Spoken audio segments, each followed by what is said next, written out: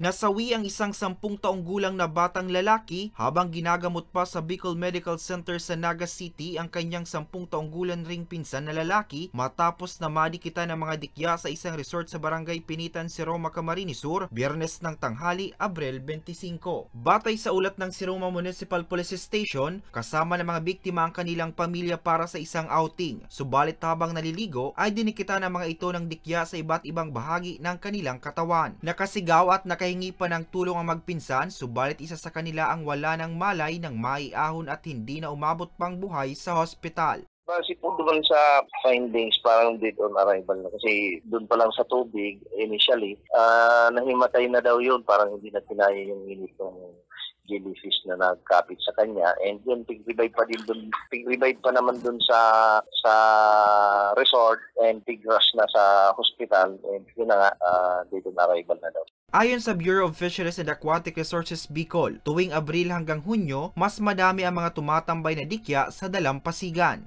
Dahil sa panahon na mainit ang tubig, paborable ito sa mga jellyfish.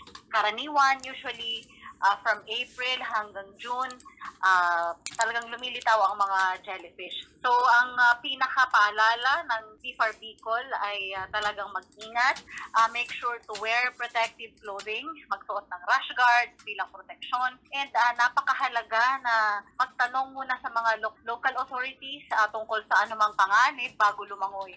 Muling nagpaalala ang otoridad at ang BFAR Bicol sa mga beachgoers na unahin ang kaligtasan kung pupunta sa mga pampublikong paliguan. Nananawagan din sila na maging alerto ang mga magulang at bantayan ang kanilang mga anak upang maiwasan ang ganitong trahedya. Para sa mga balitang Tatak Bicol, Hercules Barbacena.